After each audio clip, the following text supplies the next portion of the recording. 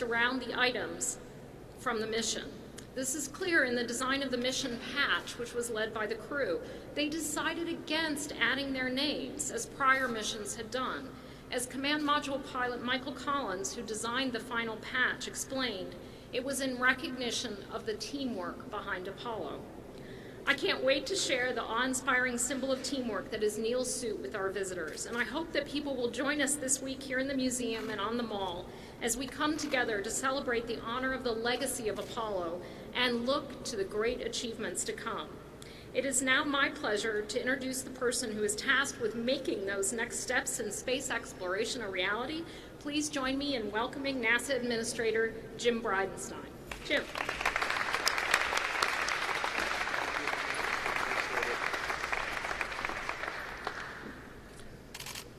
Well, this is a great day for NASA, and it's a great day for America. I am immensely grateful to the efforts of Dr. Ellen Stofan, the National Air and Space Museum Board, and the thousands of public contributors who graciously donated to help preserve Neil Armstrong's Apollo 11 spacesuit for generations to come. It is also an honor to have with us Neil's oldest son, Rick Armstrong. Commander Neil Armstrong's name is synonymous with undaunted courage, the American spirit of exploration, and the evidence that humanity's potential is limitless. 50 years ago this week, Armstrong, Buzz Aldrin, and Michael Collins hurtled through the unforgiving blackness of space, aiming at the moon, not in a mission of conquest, but a mission of peace. Importantly, it taught us something about ourselves, that together we can accomplish any goal and overcome any difficulty. Among Armstrong's personal effects aboard Apollo 11 were pieces of the Wright brothers' Flyer, the wooden and fabric aircraft that succeeded in making humanity's first powered flight some 66 years earlier. In paying homage to this other set of pioneers, Armstrong demonstrated a profound truth that we must continue to remember even today. He understood that humanity's meteoric rise from the ground to the sky, to space, and onto the moon was not by chance. It was, in fact, by choice. A choice to boldly push the limits of science and technology. A choice to further discover the Almighty's creations and use our newfound knowledge to elevate the human condition. Ultimately, Armstrong knew that space exploration was a matter of choosing greatness every day, no matter the risk, no matter the danger. The 1960s had leaders in the White House whose vision of American space exploration enabled the historic success of the Apollo program. Likewise, today, our nation is fortunate to once again have leaders who are challenging the United States of America to live up to its true potential as the world's preeminent spacefaring nation. President Trump and Vice President Pence have given us bold direction to return sustainably to the moon by 2024 and then on to Mars. And we are getting it done. I want to be clear, we are getting it done. It is my honor to introduce today the Vice President of the United States and the Chairman of the National Space Council, Vice President Mike Pence.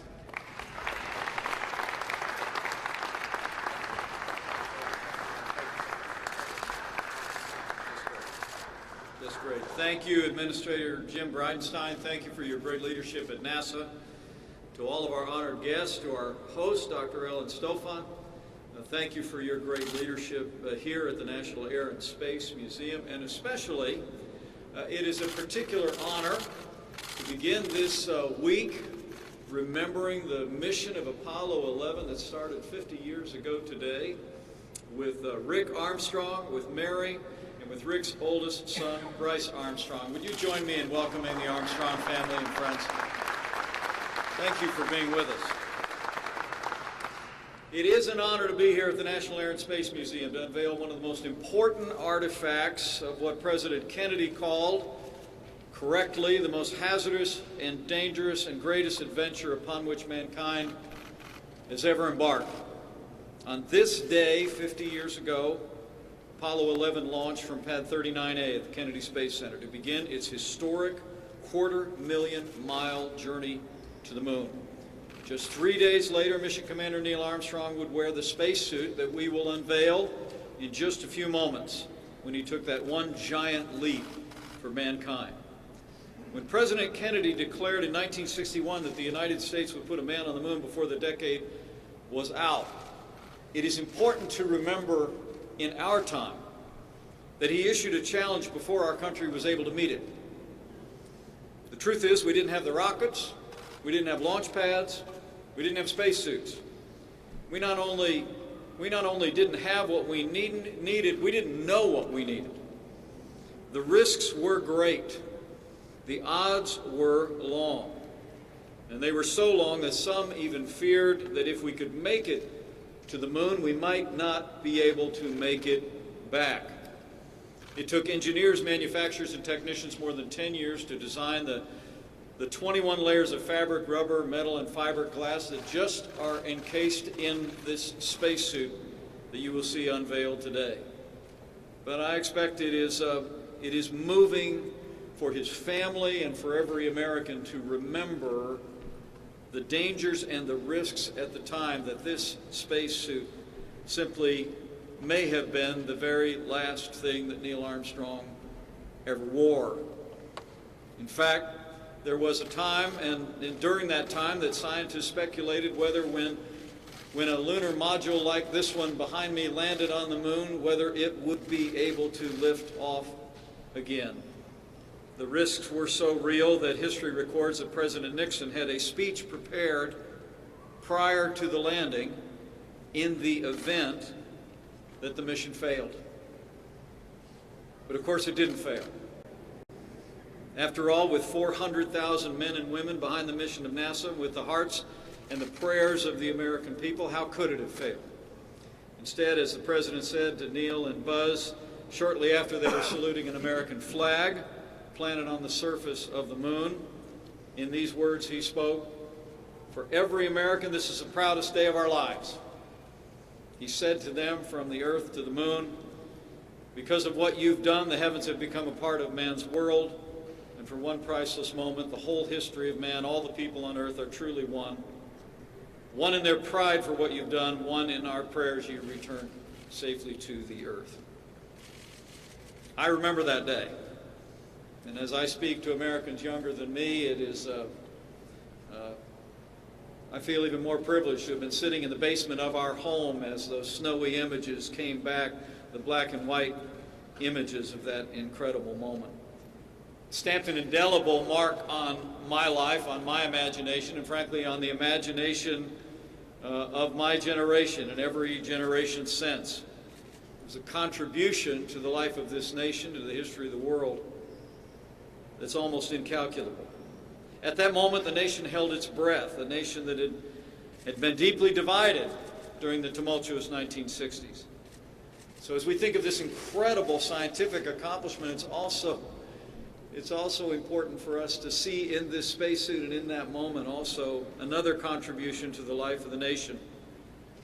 On top of the contributions to science and human understanding, for that brief moment, the man who wore this suit brought together our nation and the world.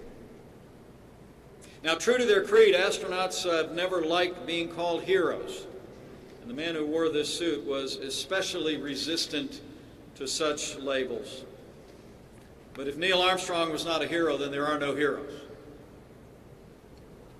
He once described himself, in his words, quote, as he said, "I am and ever will be a White Sox pocket protector nerdy engineer." And I would also add proudly that he was a graduate of Purdue University in the state of Indiana. Neil Armstrong was reserved. As his family and I were just chatting, he was in some respects even shy. That was how it struck me on the few occasions I had the great privilege to speak with him. In fact, I just told Rick that my young daughter, Charlotte, and I had the privilege of watching one of the last space shuttle launches with Neil Armstrong, and I was struck by his humility and his modesty, and how quickly he deferred whatever he had accomplished to the literally hundreds of thousands of men and women and engineers who made it possible for him to be there and to come home safe. But among his colleagues, it's important to remember on this day, when we unveil this historic spacesuit, that Neil Armstrong was called the Ice Commander. Generations who enjoy this display, I think, would do well to remember the strength of character and courage of this man. Just months before Apollo 11, Armstrong lost control of an ungainly training contrivance designed to help astronauts train for the moon landing, and history records that he ejected just 3 seconds before it crashed to the ground and exploded in a ball of fire. More remarkably than that, we're told that Armstrong just dusted himself off that day and spent the rest of the day behind his desk. His son Rick just reminded me that he flew this X-15 above us about 7 different times. He was an extraordinary test pilot, a man of incredible courage. But his courage was displayed perhaps nowhere more profoundly than in the moments just before the Apollo 11 lunar module landed on the surface of the moon.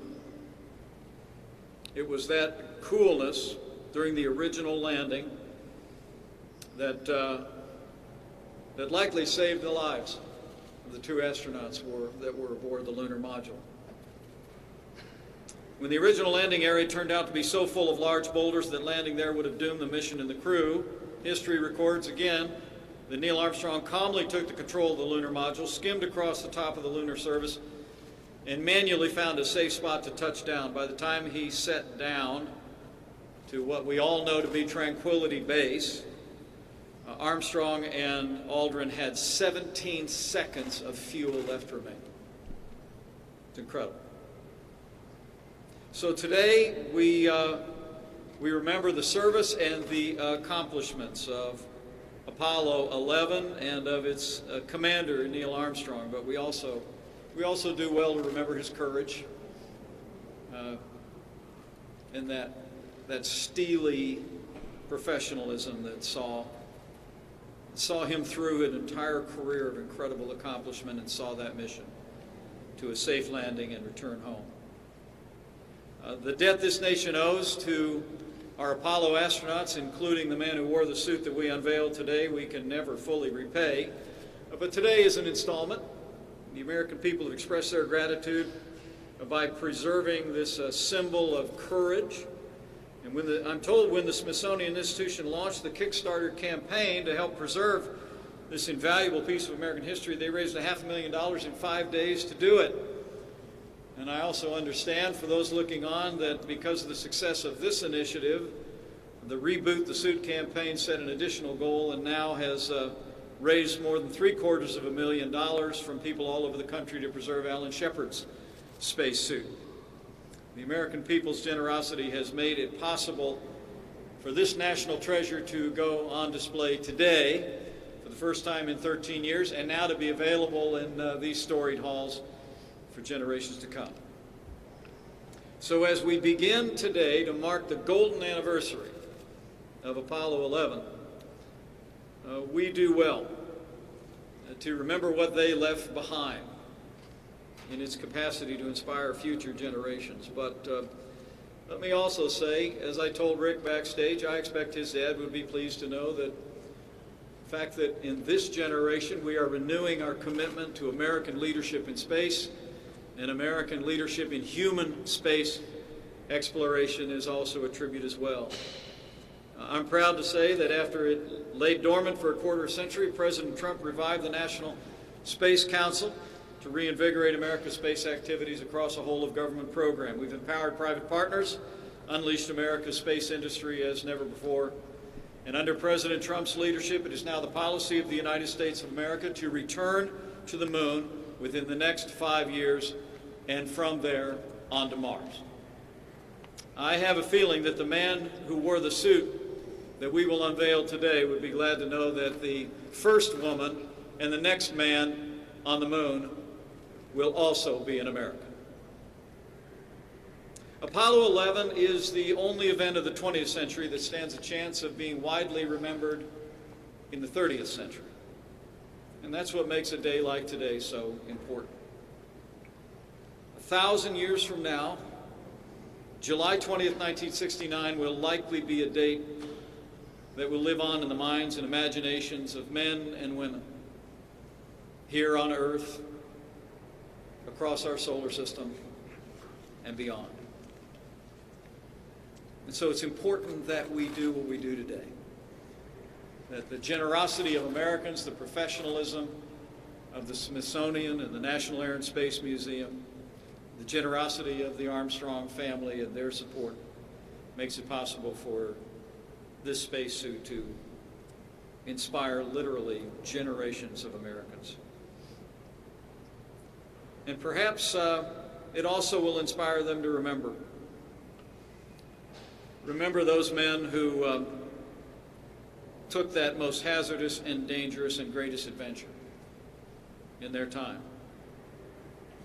It's remarkable to think, as we talk about that steely-eyed nerve of Apollo 11 Commander Neil Armstrong, that maybe we do well this week also to remember a photograph, Rick, of your dad. Shortly after he and Buzz Aldrin finished their historic moonwalk, there is that picture of Neil Armstrong dressed in that very spacesuit, covered with moon dust, sporting a 3-day beard, with a broad smile on his face, exuding the greatest and purest satisfaction. The ice commander shed his demeanor for a minute and expressed from his heart what people all over the world were feeling in that moment. So thank you again to Dr. Ellen Stofan and the great stewards here at the National Air and Space Museum. Thank you for preserving this great national treasure. May it inspire future heroes who walk these hallways in their youth. May God bless the memory and legacy of Apollo 11 Commander Neil Armstrong. And may God continue to bless the United States of America. Thank you.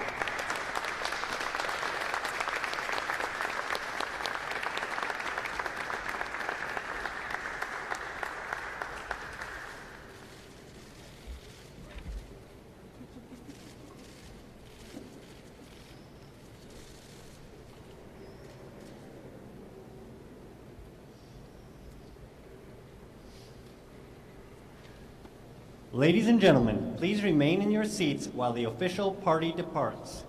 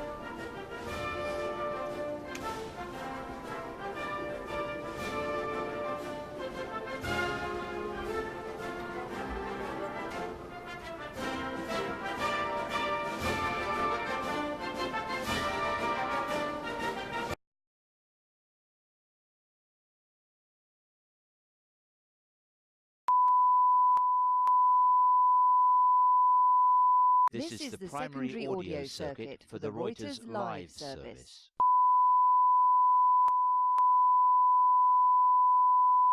This is the primary audio circuit for the Reuters live service.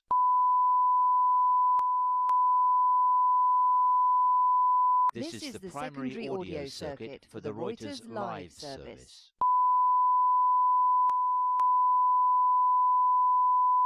This is the primary audio circuit for the Reuters live service.